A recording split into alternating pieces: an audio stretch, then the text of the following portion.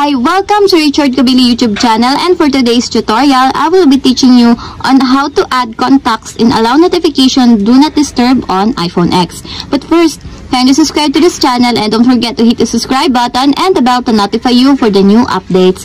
And let's start. Using your iPhone X from your home screen, first go to Settings.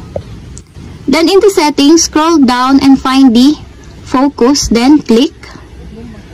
Then in the focus, click the Do Not Disturb.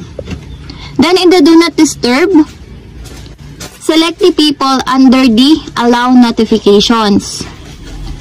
Then in the Notifications, under the Allow Notifications prompt, you will see a positive sign on the Allow Notifications prompt. Then all you have to do is click the positive sign.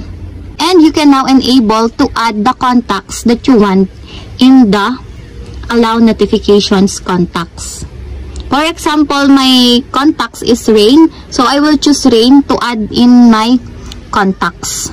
I have one contact selected and then click Done. And your contact person is on the list for the Allow Notifications in Do Not Disturb.